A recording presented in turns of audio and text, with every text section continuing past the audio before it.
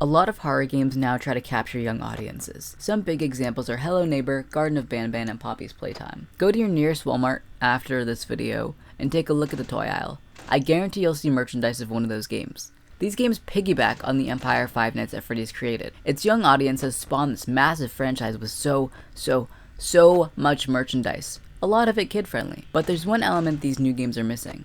Five Nights at Freddy's wasn't made with the intention of appealing to children. Scott Cawthon made FNAF because critics told him his characters looked like animatronics, and not in a good way. He took this newfound inspiration and made the most popular horror game of 2014, and has kept adding games to the series ever since. He had no intention of garnering a child audience. It's a horror game through and through. There's nothing childlike about it. The hidden story tells a gruesome tale of 5 children being murdered. In the game over screen, you see your eyes popping out of an animatronic. They're startling and loud, scary jump scares. So why do kids love Five Nights at Freddy's? I have 4 theories that I think cause this.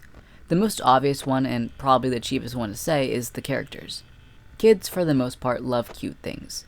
If you put a stuffed animal in front of a child, they're gonna love it, and while I wouldn't call the original animatronics adorable, as a FNAF kid, they were pretty intriguing. Foxy was especially popular. I had friends who knew who he was and didn't even play the game.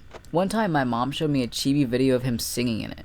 You're my honey bun, sugar plum, pumpy umby umpkin.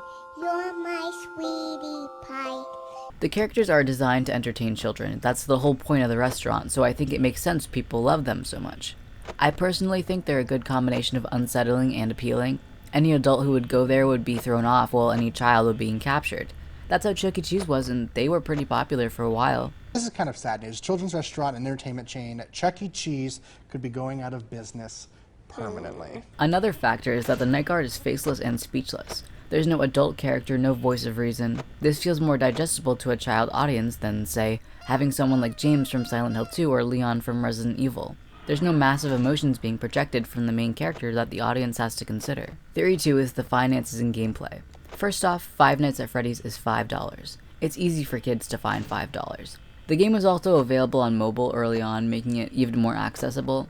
It's only 1 or 2 buttons to purchase something on there. A lot of unsuspecting parents might have bought their kids the game thinking nothing of it. Gameplay wise, it's very simple. You sit in a tiny office and move the mouse slightly to your left or right. The doors each have 2 buttons, one to close them and one to use the light. You access your camera by moving your mouse down and check each one by clicking on them. You don't even have to use any cameras except the one in Pirate Cove and the one to the right of the office. After night 1, you have all the controls memorized. You don't need your keyboard at all. Compared to other games where you're shooting or running or solving puzzles, this is very easy. I want to be clear that although it's easy to memorize, I do really like the gameplay style. It's unique. Simple controls don't equal bad controls.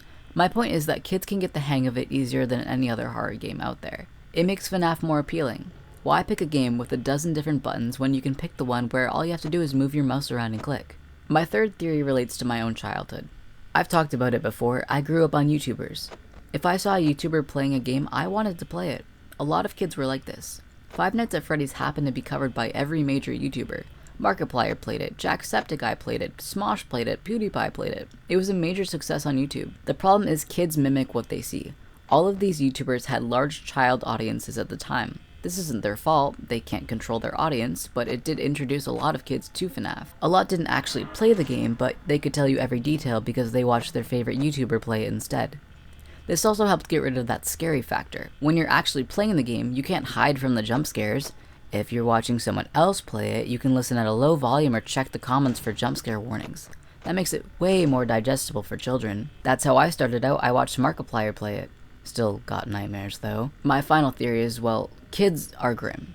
There's a summer camp at my work and I hear them saying dark stuff all the time. They talk about violent things so casually. It's not a generational thing either. I grew up playing Mafia and Werewolf, games where you kill each other, often with a gruesome story attached to explain the death. We used to sing, "Joy to the world, that Barney's dead. We barbecued his..." and so on. Even our nursery rhymes were dark. Miss Mary Mac, Rockabye Baby, Ring Around the Rosie, they all mention death in some way.